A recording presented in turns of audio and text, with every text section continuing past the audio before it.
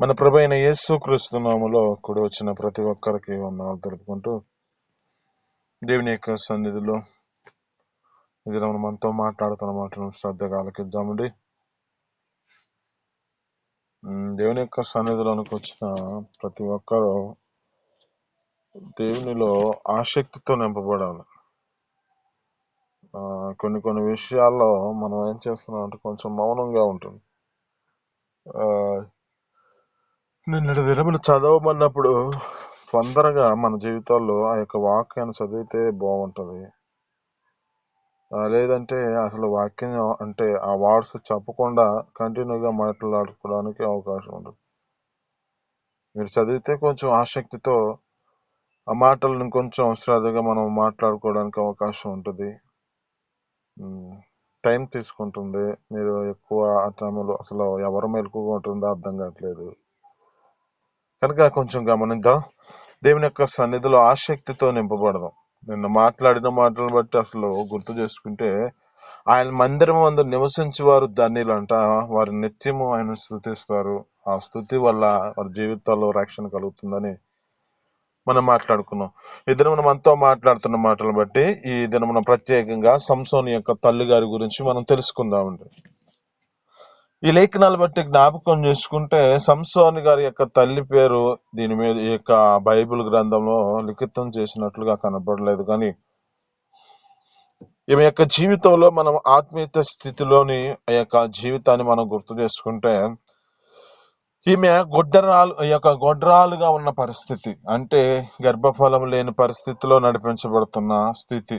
ఈ మొదటి అనుభవంలో జ్ఞాపకం చేసుకుంటే ఈమె మౌనంలో దేవుని యొక్క కృప కోసం ఎదురు చూస్తుంది.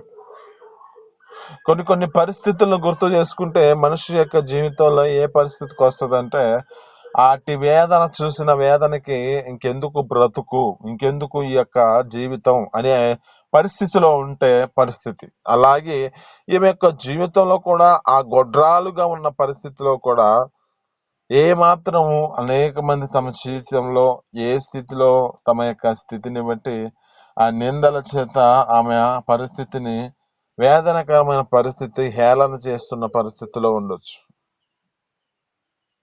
అయితే ఆమె జీవితంలో దేవుని ఎదుట ఆమె దేవుని యొక్క కృప కొరకు ఎదురు చూస్తున్న స్థితి. ఈ మొదటి అనుభవంలో జ్ఞాపకం చేసుకుంటే ఈమె నిరీక్షణ కాలము ఆమె యొక్క జీవితంలో శాపం కాదు, కానీ అది దేవుని యొక్క సిద్ధపరిచిన సమయం అని ఆమె ఎదురు చూస్తూ ఉంది. ఆమె యొక్క జీవితంలో ఏ శాపగ్రస్తమైన పరిస్థితి అని అనుకోలేదు, కానీ ఆ యొక్క సమయము దేవుని యొక్క నిరీక్షణతో, ఆ దేవుని సన్నిధిలో నిరీక్షణతో దేవుడు నా పట్ల ఒక గొప్ప అద్భుతాన్ని జరిగిస్తాడు, దేవుడు నా పట్ల అద్భుతాన్ని జరిగించగలిగిన దేవుడని ఆయన పట్ల ఒక నిరీక్షణతో కొనసాగించబడుతున్న వ్యక్తిగా కనబడుతున్నాయి. ఈమె యొక్క స్థితిలో జ్ఞాపకం చేసుకుంటే రెండవ అనుభవం ఏమిటంటే, అవ్వకి భిన్నమైన వేచన. అవ్వ ఏ పరిస్థితికి వచ్చింది అంటే, అవ్వ లోకానుసారమైన స్థితిని బట్టి, సర్పము తన యొక్క కుయుక్తి చేత మోసపరిచిన స్థితిని బట్టి ఆమె మోసపోయి ఏం చేసిందంటే ఆ మాటలు బట్టి స్వయంగా నిర్ణయం తీసుకుంది. కానీ ఈ యొక్క సంసోను గారి యొక్క తల్లిని జ్ఞాపకం చేసుకుంటే, ఈమె దేవదూత యొక్క దర్శనాన్ని పొందుకొని వెంటనే తన జీవితంలో తన యొక్క భర్తకు తెలియజేసింది. అంటే ఈమె జీవితంలో ఏం గుర్తు తెచ్చుకోవాలంటే, ప్రతి విషయంలో ఆ యొక్క కుటుంబంలో తమ యొక్క జీవితాలలో ఒక క్రమమైన పద్ధతిలో నడుచుకోవాలని ఆమె ఆలోచన కలిగిన స్థితి కనపడుతుంది. అంటే ఈమె ఏం చేసింది, అవ్వ యొక్క ఈ స్థితిని గుర్తు చేసుకుంటే స్వయంగా నిర్ణయం తీసుకుంది. ఏ నిర్ణయం తీసుకుంది? సర్పం తన కుయుక్తి చేత మోసపరిచిన పరిస్థితిని బట్టి ఆమె ఏ విధమైన స్థితికి వచ్చింది? ఆమెతో మాట్లాడినప్పుడు ఇది నిజమా అంటే ఆ యొక్క స్థితిని బట్టి ఆమె నిజమే అనే పరిస్థితిలోనికి వెళ్ళిపోయింది. ఈ తోట మధ్యలో ఫలములన్నీ తినొచ్చా అని చెప్పినప్పుడు అవును వీటన్నిటిని తినొచ్చు కానీ ఆ యొక్క లోపల ఉన్నది తినకూడదు అన్నప్పుడు ఆ యొక్క స్థితిని బట్టి మీరు చావనే చావరు అని చెప్పి మాట్లాడుతూ మీరు దేవతల వల్లే మీరు మార్చబడతారు, మీ కన్నులు తెరవబడతాయి అని చెప్పి ఆ మాట చెప్పినప్పుడు ఏం చేయాలి? తన యొక్క భర్తకి తన యొక్క స్థితిని బట్టి తెలియచేయాలి. కానీ ఈమె జీవితంలో ఏం చేసిందంటే సొంత నిర్ణయం తీసుకొని అక్కడ ఉన్న ఆ యొక్క పండును తీసుకొని తిని తన భర్తకు కూడా ఇచ్చిన స్థితి కనబడుతుంది. ఇక్కడైతే ఈ యొక్క సంసోను గారి యొక్క తల్లి ఇంకేం చేస్తుందంటే, సంసోను గారి తల్లి దేవదూత దర్శనాన్ని పొందుకోగానే వెంటనే తన భర్తకు తెలియజేసినట్టుగా కనబడుతుంది. అంటే ఈమె యొక్క జీవితంలో కుటుంబ క్రమాన్ని గౌరవించిన స్థితి కనబడుతుంది. రెండో అనుభవం ఒకటి, దేవుని ఎదుట నిరీక్షణతో నడిపెడుతుంది. ఆ దేవుని ఎదుట ఒక నిరీక్షణతో విశ్వాసంతో నడిపించబడుతుంది. నాకు దేవుడే ఒక దినమున నాకు ఒక గర్భఫలమును అనుగ్రహిస్తాడని చెప్పి ఆమె ఒక ఉద్దేశంతో దేవుని సన్నిధిలో నడిపించబడుతున్న వ్యక్తిగా కనబడుతుంది.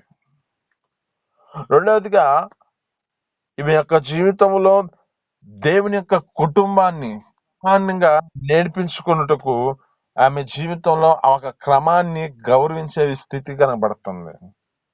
తన జీవితంలో ఎవరైతే ఏ మాట చెప్పారో ఆ మాటని తన భర్తకు తెలియజేసే వ్యక్తిగా ఉంది. కానీ ఈ లోకంలో కొంతమంది యొక్క జీవితాలు పతనానికి కారణం ఏమవుతున్నాయి అంటే సొంత నిర్ణయాలు తీసుకుని తమ జీవితాలు పతనానికి తీసుకెళ్తున్న పరిస్థితులు ఉంటాయి. కానీ జ్ఞాపకం చేసుకుంటే ఒక విషయంలో మనం ఏదైనా మన జీవితంలో ఒక నిర్ణయం తీసుకోవాలంటే కుటుంబం మొత్తం కలిసి ఒక మాట ప్రకారం నడిపించబడితే అది ఒక క్రమం. ఆ కుటుంబంలో యొక్క స్థితిని బట్టి దానిని గుర్తు చేసుకుంటూ ఈ విధమైన స్థితిలో నడిపించబడితే మన జీవితాలలో ఇలాంటి స్థితిలో ఉంటుందని ఒక ఐక్యత స్వభావానికి ఇది ఒక సాదృశ్యం. అంటే ఆ కుటుంబంలో ఒకరి ద్వారా ఏది మంచిది ఏది మేలు అని ఒకరు సంభాషించుకున్నప్పుడు తెలియజేసబడుతుంది. ఇప్పుడు అవ్వ గాని ఆదాముతో ఆ యొక్క స్థితిని బట్టి మాట్లాడుకొని ఏదైనా చేసగలిగినట్టయితే అక్కడ వారు ఆ విధమైన స్థితిలోనికి వెళ్ళేవారు కాదేమో. దేవుడు చెబుతున్నాడు కదా, ఆయన మాట ప్రకారం మనం జీవిస్తే మంచిది కదా, ఎవరో ఏదో వచ్చి చెప్పిన మాట ప్రకారం మనం వెళ్తే మంచిది కాదు కదా అని చెప్పి అక్కడ వారి యొక్క జీవితాల్లో మాట్లాడుకున్న స్థితిని బట్టి ఒక ఉద్దేశపూర్వకమైన ఆలోచన వస్తే మంచిగా మేలుకరంగా ఉండేదేమో. కానీ వారి జీవితాల్లో ఆమె సొంత నిర్ణయం తీసుకొని ఆ తోట మధ్యలో ఉన్న ఫలమును తీసుకున్న పరిస్థితి కనబడుతుంది. కానీ ఈమె ఏం చేస్తుందంటే సంసోను గారి యొక్క తల్లి దేవుని యొక్క దర్శనాన్ని పొందుకోగానే తన భర్తకు తెలియజేసింది. తన కుటుంబాన్ని గౌరవించే విధంగా మార్చబడిన వ్యక్తిగా కనబడుతుంది. మూడో అనుభవం ఈమె యొక్క జీవితంలో జ్ఞాపకం చేసుకుంటే తనకు కలిగిన కుమారుడిని నాజీరు అంటే దేవునికి ప్రతిష్ఠించిన వాడిగా మార్చబడట కోసం ఈ బిడ్డ కోసం పవిత్రమైన జీవితాన్ని జీవించిన వ్యక్తి ఈమె యొక్క స్థితి. ఈ దినం మనం జ్ఞాపకం చేసుకుంటే లోకంలో జరుగుతున్న పరిమాణాలన్నీ ఎలా ఉన్నాయంటే మనిషి యొక్క జీవితంలో చేసుకునేది ఒక వివాహం. ఈ వివాహం చేసుకున్న స్థితిని గుర్తు చేసుకుంటే వారి జీవితాలలో ఎలాంటి కొనసాగించాల్సిన వారు ఏం చేస్తున్నారంటే లోక ఆశల చేత అక్రమం సంబంధాలు పెట్టుకొని చిన్ని బిడ్డలతో సహా వారిని చంపే పరిస్థితి వస్తుంది. ఒక వేదనకరమైన పరిస్థితి అంటే 2 వారాల క్రితం జరిగిన పరిస్థితులన్నీ గుర్తు చేసుకుంటే 2 వ్యక్తులను చంపివేసిన పరిస్థితి కనబడుతుంది. చంటి బిడ్డలు వారి జీవితాల్లో జ్ఞాపకం చేసుకుంటే ఎంత నరకం అనిపించుంటారు. ఒక చిన్ని బిడ్డనేమో మరీ కిరాతకంగా కింద పడేసి ఎగరేసి కొట్టిన పరిస్థితి. ఒక చిన్ని బిడ్డనేమో ఎన్నో దినాల నుంచి బాగా హింసిస్తూ సిగరెట్తో కాల్చి ఆ వ్యక్తిని చనిపోయిన స్థితిని బట్టి పోస్టర్ మార్టం చేస్తే 51 గాయాలు ఉన్నాయంట. ఎటు వెళ్ళిపోతున్న పరిస్థితి ఈ సమాజంలో తమ జీవితాలు మనిషి యొక్క స్వభావాన్ని విడిచిపెట్టేసి మృగ స్వభావాన్ని కలిగిన పరిస్థితి కనబడుతుంది. కానీ ఇక్కడ జ్ఞాపకం చేసుకుంటే సంసోను గారి యొక్క తల్లి దేవునికి నాచీరు చేయబడిన వ్యక్తిని ఒక ప్రతిష్ఠించిన వారి యొక్క వ్యక్తిగా మార్చబడాలంటే ఈమె జీవితం ముందుగా పవిత్రమైన జీవితం కలిగి ఉండాలి కనుక, ఒక పరిశుద్ధమైన జీవితాన్ని కలిగి ఉండాలి కనుక అట్టి జీవితాన్ని సంసోను గారి యొక్క తల్లి అలా నడిపించబడింది.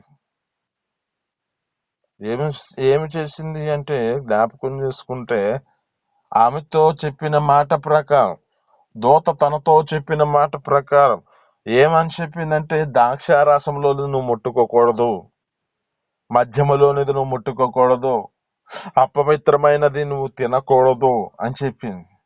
ఆ దూత ఎప్పుడైతే ఈ మాట చెప్పిందో ఆ మాట ప్రకారం తన జీవితాన్ని పవిత్రపరుచుకొని పరిశుద్ధపరుచుకొని నడిపించబడుతున్న వ్యక్తిగా కనపడుతుంది ఈ యొక్క వ్యక్తి సంసోను గారి యొక్క తల్లి.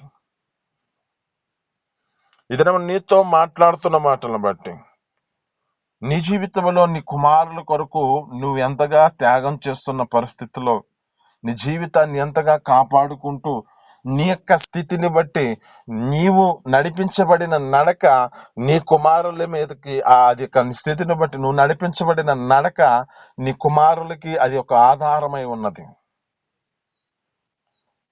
ఆ లోక వార్తలో చదువుతూ ఉంటారు ఏమని, గేదె చేలో మేస్తే గట్టు మీద మేస్తే ఏదో అంటారు, అది రాదు నాకు. ఓకే, అక్కడ నా మాట జ్ఞాపకం చేసుకుంటే అంటే ఎక్కడైతే అది మేస్తుందో అక్కడికి అది మేస్తుంది కానీ ఇంకోసాట మేయదని చెప్పి ఏదో అంటారు. అయితే ఇక్కడ జ్ఞాపకం చేసుకుంటే మన జీవితాల్లో కూడా దేవుని యొక్క సన్నిధిలో ఉన్న మన యొక్క స్థితిని బట్టి, మనము నడిపించబడిన నడకను బట్టి వారి జీవితాల్లో కూడా అలాంటి స్థితిలోనికి వస్తాయి. అలాంటి జీవితాన్ని మనం ఒక మాదిరికరమైన స్థితిలో చూపించాలి. పవిత్రమైన జీవితం, పరిశుద్ధమైన జీవితం. ఆమె ద్రాక్షారసం ముట్టుకోలేదు, మద్యము ముట్టుకోలేదు, అపవిత్రమైన దానిని తినలేదు. ఎందుకు తినలేదు అంటే బిడ్డ క్షేమం కొరకు. బిడ్డ యొక్క జీవితం ఒక నాచీర చేయబడి దేవుని కొరకు తన జీవితంలో ప్రతిష్ఠించిన వారిగా మార్చబడాలని ఆ యొక్క జీవితంలో ఆమెకి తెలియజేసిన ఆ దూత ద్వారా ఆ మాటను ఆమె జీవితంలో అంగీకరించి నడిపించబడిన వ్యక్తిగా కనబడుతుంది. అంటే ఈ మూడో అనుభవంలో ఏమిటంటే పిల్లల ఆత్మీయత భవిష్యత్తుకు తల్లిదండ్రుల జీవితంలో ఇది ముడిపడి ఉన్నది.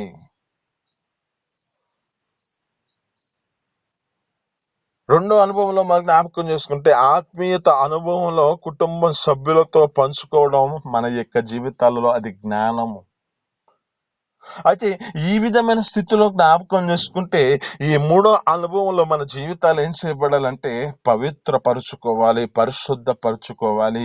ఏ విధమైన చేతను మనము దేనిని ముడితే మన జీవితాలలో మేలు, దేనిని తింటే మన జీవితాలలో మన యొక్క కుమారుల యొక్క జీవితాలు, కుమార్తెల యొక్క జీవితాల్లో క్షేమం గ్రహించి మనం అలాంటి స్థితిలో నడిపించబడితే వారికి ఒక ఆత్మీయత స్థితిలో మనము ఆ తల్లిదండ్రులుగా మన యొక్క జీవితాల్లో వారికి ఒక భవిష్యత్తును చూపించడానికి, ఇది క్షేమ భవిష్యత్తును చూపించడానికి కారణమవుతుంది.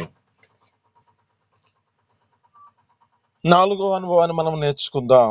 నాలుగో అనుభవం ఏమిటంటే భర్తను బలపరిచిన విశ్వాసం.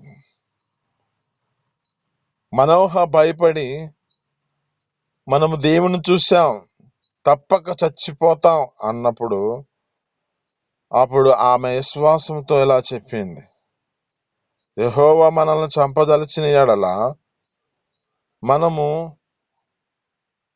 బలులను అంగీకరించడు కదా అంటున్నాడు. అంటుంది ఆమె.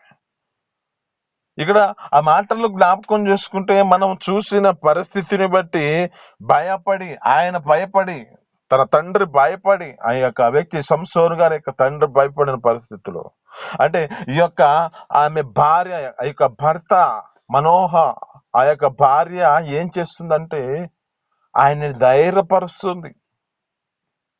ఆయన ధైర్యపరుస్తూ ఆమె జీవితంలో ఏ స్థితికి వచ్చారంటే, ఆయన చనిపోతాం మనము దూతలను చూసిన పరిస్థితి, మనం దేవుని చూసాం కనుక మనం చనిపోతామని చెబుతూ అన్నాడు. అప్పుడు ఆమె విశ్వాసంతో ఇలా చెప్పింది, అంటే యెహోవా మనం చంపదలిచిన యెడల మనల్ని బలులు అంగీకరించడు కదా అంటుంది. అంటే ఇక్కడ మనం జ్ఞాపకం చేసుకుంటే 4వ అనుభవంలో ఏం చేయాలంటే, కుటుంబంలో ఒకరి విశ్వాసంలో మరొకరు బలంగా మార్చబడే స్థితిలోనికి తీసుకురావాలి. ఇప్పుడు నీ విశ్వాసము నీదే, నీ విశ్వాసంలో నువ్వు నిలబడుతున్నావు. అయితే ఆ నిలబడిన దానిలో నీ జీవితంలో ఏం చేయాలంటే, నీ భర్తకు నువ్వు నేర్పించాలి. అదే భార్య అంటే అదే భర్త అయితే భర్త తన జీవితంలో తన భార్యకి నేర్పించే స్థితికి రావాలి. ఇలాంటి స్థితిలో ఏం చేయాలంటే, ప్రతి ఒక్కరు ఒకరు పురుకొలుపుకునే స్థితిలోకి రావాలి. భయపడే పరిస్థితులు వస్తాయి, భయపడుతున్న ఆందోళన పరిస్థితులు ఉంటాయి. అయితే ఆ కుటుంబంలో నువ్వేం చేయాలంటే, ధైర్యపరిచే విధంగా నువ్వు మార్చబడాలి. ఆమేన్, హల్లెలూయా. అంటే ఈ యొక్క మనోహ యొక్క భార్య అలాంటి స్థితికి తీసుకొచ్చింది. ఈ యొక్క సంసోను గారి యొక్క తల్లి అలాంటి జీవితాన్ని నడిపించింది. ఆమె తన యొక్క భర్త ద్వాను ధైర్యపరిచి విశ్వాసములో దేవుని సన్నిధిలో ఆ యొక్క మరి ఒకరికొరొకరు తమ జీవితాల్లో బలపరుచుకుంటూ నడిపించబడుతున్న స్థితి. ఈ దినము నీతో మాట్లాడుతున్న మాటను బట్టి నీ కుటుంబంలో, నీ జీవితంలో నీ భర్తను నువ్వు ధైర్యపరిచే విధంగా మార్చబడుతున్నావా? నీ కుటుంబంలో, నీ జీవితంలో నీ భార్యను నువ్వు ధైర్యపరిచే విధంగా మార్చబడుతున్నావా? నీ కుటుంబంలో నీకు కలిగిన కుమారులను ఏదైనా స్థితిలో వారి జీవితాల్లో కుంగిపోతున్న పరిస్థితుల్లో నువ్వు వారిని ధైర్యపరిచి నిలబెట్టగలుగుతున్నావా విశ్వాసములు? నీతో మాట్లాడుతున్న మాటలు బట్టి 4వ అనుభవం, బలపరిచిన విశ్వాసం చేత నిలబడాలి. 5వ అనుభవాన్ని మనం నేర్చుకుందాం. 5వ అనుభవం ఏమిటంటే, వాగ్దానాన్ని మోసిన స్త్రీ. ఈమె వాగ్దానము చేత తన జీవితంలో ఆ యొక్క వాగ్దానాన్ని మోసుకొని నడిపించబడిన వ్యక్తి కనుక ఆమె పట్ల దేవుడు ఒక అద్భుతాన్ని జరిగించాడు. ఇదేమో నీతో మాట్లాడుతున్న మాటను బట్టి 5వ అనుభవాలు ఏం చేయాలంటే, మనకిచ్చిన వాగ్దానం ఒట్టిది కాదు. మనకిచ్చిన ఆ యొక్క దేవుడిచ్చే ఒక మాట మన జీవితాల్లో అది ఒట్టిది కాదు. దేవుడు తగిన సమయంలో అది మన పట్ల నెరవేరుస్తాడు. అది నెరవేర్చే సమయం వరకు మన జీవితాల్లో ఏం చేయాలంటే, వాగ్దానం కొరకు మనం కనిపెట్టుకుని దాని కొరకు మనం ప్రార్థించేవారిగా నడిపించబడాలి. ఒక మాట అంటాడు అపోస్తలుల కార్యములో 5వ అధ్యాయంలో అంటాడు, మీరు యెరూషలేమును విడిచిపెట్టక తండ్రి చేసిన వాగ్దానం కొరకు కనిపెట్టండి అంటున్నాడు.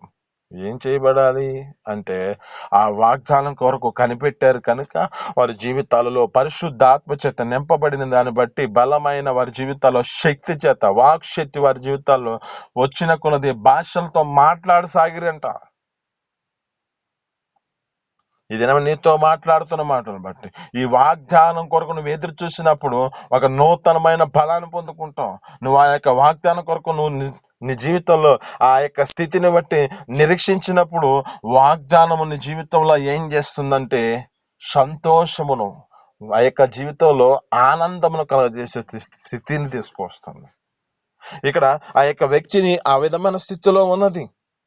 ఆమె జీవితంలో ఒక నిరీక్షణతో కొనసాగించబడింది కనుక సంసోను యొక్క జీవితంలో ఆమె ఆ యొక్క స్థితిని బట్టి సంసోన్ పుట్టి ఉన్నాడు. ఆ కుమారుడు అనుగ్రహించబడ్డాడు. వాగ్దానం చేశాడు దేవుడు. వాగ్దానం చేసిన దేవుడు నమ్మదగిన దేవుడు. ఏ స్థితిలోనైనా నీతో వాగ్దానం చేశాడంటే అది నీ జీవితంలో ఎప్పటికైనా నెరవేర్చబడుతుంది, కానీ సమయం పడుతుంది. ఈ సమయంలో ఏం చేయబడాలంటే, నువ్వు ఒక నిరీక్షణతో కొనసాగించబడాలి. ఒక్కొక్కసారి పరీక్షించబడుతుంది. ఒక్కోసారి ఏం చేయబడుతుందంటే, అపవాది కూడా శోధన తీసుకొచ్చే పరిస్థితి వస్తుంది. కానీ నువ్వేం చేయాలంటే, ఆ శోధనను నిలిచి వాగ్దానం కొరకు నువ్వు ప్రార్థించేవారిగా ఉండాలి. ఈ వాగ్దానాలు సంవత్సరాలు మనం తీసుకుంటున్న వాగ్దానం ఏ మాత్రం అది విడిచిపెట్టింది కాదు. ప్రత్యేకమైన జీవితాల్లో దేవుడు మనతో వాగ్దానం చేస్తూ ఉంటాడు. ఆ వాగ్దానం మన పట్ల నెరవేర్చబడాలంటే ఆ వాగ్దానం కొరకు నువ్వు ప్రతి దినాన ప్రార్థించే వరకు నడిపించబడాలి. వ్యక్తిగత వాగ్దానం ఉంటుంది, సంఘం పట్ల ఒక వాగ్దానం ఉంటుంది. అవి మా జీవితాల్లో జ్ఞాపకం చేసుకుంటే మా యొక్క స్థితిని బట్టి ఒక విశ్వాసంతో కొనసాగించబడతాం. ఆ వాగ్దానం జ్ఞాపకం చేసుకుంటే ఒక్కొక్క మాట చదివినప్పుడల్లా ఏ స్థితిలో ఉన్నప్పుడు, ఏ సమయంలో, ఎలాంటి పరిస్థితికి వచ్చినప్పుడు కూడా అది దేవుడు మాట్లాడతాడు. సారీ అండి, సమయం ఎక్కువైపోతుంది. ఈ మాటలు బట్టి జ్ఞాపకం చేసుకుని ఒక మాట చెప్పి ఈ యొక్క వాక్కులు ముగిస్తాను. ఏమిటంటే కొన్ని కొన్ని సమయాలను బట్టి, సందర్భాలను బట్టి కొన్ని వాగ్దానాలు చేస్తూ ఉంటాడు. ఆ వాగ్దానం మన పట్ల నెరవేర్చబడతాయి. సంఘం పట్ల వాగ్దానం చేసి ఉన్న మాటలు బట్టి జ్ఞాపకం చేసుకుంటూ ఒక మాట చెప్తాను. కొన్ని కొన్ని పరిస్థితులు బట్టి ఏమంటున్నాడంటే బలహీనులు కాక ధైర్యం తెచ్చుకోండి అని చూస్తుంటాడు.